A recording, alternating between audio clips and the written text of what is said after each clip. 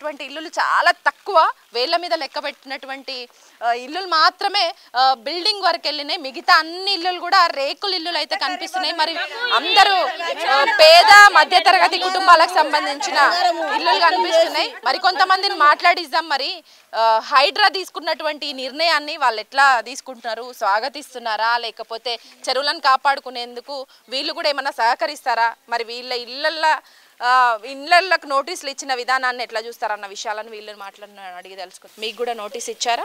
మీరు ఎక్కడ ఉంటారు? ఇదే బస్తీలో ఉంటారు? ఇదే బస్సులో ఉంటానమ్మా. నేను మొన్ననే ఇల్లు కట్టినాను. నేను రిజిస్ట్రేషన్ చేయించుకున్నాను. రిజిస్ట్రేషన్ చేయించుకుని అప్పు చేసినాను మేడం. అప్పు పరికి తీరలేదు నాది.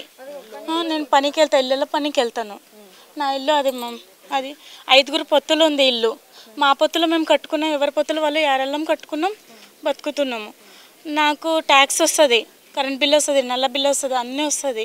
మరి ఓటు కోసం ఎందుకు వస్తారు మేడం లీడర్లు? చెరువు కింద ఇల్లు కట్టినాము, ఓట్ల కోసం ఎందుకు వస్తున్నారు లీడర్లు? పబ్లిక్ అందరికీ ఓటు హక్కు ఉంది. ఓటు హక్కు ఉంది మాకు. వాళ్ళు ఎందుకు వస్తున్నారు మాకు ఓటు వేయడానికి? మేము చెరువులో కట్టినాం బై, మీరు ఎందుకు వస్తున్నారు ఓటు వేయమని అడగడానికి? మాకు ఏ హక్కుతో వస్తున్నారు? చెరువులో కట్టినప్పుడు మేము ఇల్లు కట్టినప్పుడు మీరు అప్పుడే వచ్చేది ఉండే, వీళ్ళు ఎందుకు ఇల్లు కడుతున్నారు అని.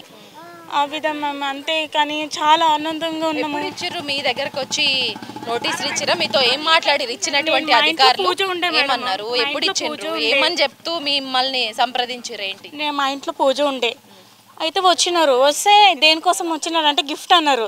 గిఫ్ట్ అంటే ఏం గిఫ్ట్ అని మేము కొంచెం ఇట్లా ఫీల్ అయినాము. చదువుకోలేనమ్మా మేము, నీళ్ళలో పనికి వెళ్ళి వస్తా, ఏంది గిఫ్ట్ అని చూసినాం. చూస్తే మా పాపకు చదివిమన్నా, చదివితే మమ్మీ 7 డేస్లో ఇల్లు ఖాళీ చేయాలంటే నాకు అక్కడనే కుళ్ళపోయినా. నేను రేవంత్ రెడ్డికి ఓటేసి తప్పు చేసినామా అని అనిపించింది నాకు. ఆ రోజు ఓటేసినందుకు మా చెప్పుతో మేము కొట్టుకున్నామమ్మ.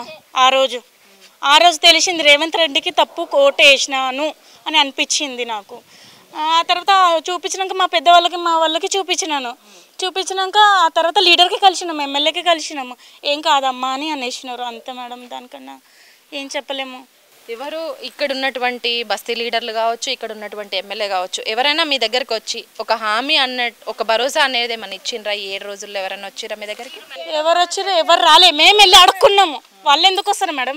మేము వెళ్ళినాం. వాళ్ళకేం గరజ్ ఉంది? మాకు గరజ్ కదా. మా ఇల్లు పోతుంది, మా కొంప పోతుంది, వాళ్ళకేముంది? వాళ్ళు ఉన్నారు వాళ్ళ సీట్లో వాళ్ళు. మేము వెళ్ళినాము, అడుక్కున్నాము, కూర్చోబెట్టినారు, సరే హామీ ఇచ్చినారు, అయిపోయింది. వాళ్ళ డ్యూటీ వాళ్ళు ఎక్కినారు. మా బాధ మేము పడుతున్నాం దినం రాత్రి. ఇట్లా కుళ్ళిపోతున్నాం. ఏ బండి వచ్చినా భయం పడాలా, ఏది వచ్చినా, ఏ వెహికల్ వచ్చినా భయం పడాలా, మీ అసంటోళ్ళు వచ్చినా కూడా మేము భయం పడాలా. రాత్రి నిద్ర లేదు, దినం నిద్ర లేదు. మా అత్తకి ముసలామెకు కూర్చోబెట్టి నేను డ్యూటీకి వెళ్ళి వస్తున్నా మేడం. నేను చూడండి, ఇది నా రొట్టె గతి. చిప్పలు ఇది తెచ్చుకొని నేను తినాలా, ఇది నా గతి. ఇప్పుడు ఏం చెప్పాలో చెప్పండి మీరే. ఇక డ్యూటీకి వెళ్ళి ఇట్లానే వస్తున్నా, మా అత్తకు కూర్చోబెట్టి.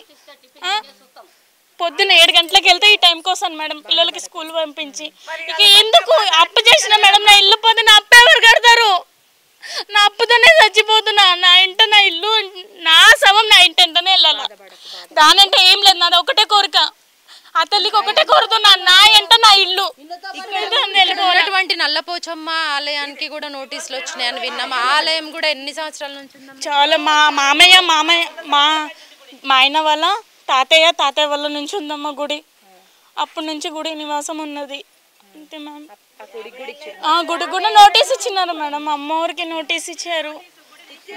అంటే మీ ఏరియాకి నీళ్ళు ఏమన్నా వచ్చి మీరేమన్నా ఇబ్బందులు పడుతున్న పరిస్థితులు ఎప్పుడైనా వర్షాకాలంలో వచ్చినాయా? ఇంతకుముందు ఇప్పుడు 2020లో కావచ్చు, 2022లో చాలా వరకు వర్షాలు వచ్చినప్పుడు ఎప్పుడన్నా చెరువు నీళ్ళు ఏమన్నా ఇటు వచ్చినాయా? అటు ఏం రాలేదు మేడం. వాన నీళ్ళు ఏం రాలేదు. వాన అయితే పడింది, వాన పడలేదు అని కదా, పడ్డాయి. అంతగానం రాలేదు. 2 మచ్ వస్తే మేమే కంప్లీట్ ఇస్తుండే. వస్తే మేమే వెళ్ళి ఎమ్మెల్యేకి కంప్లీట్ ఇవ్వకపోతుండేనా?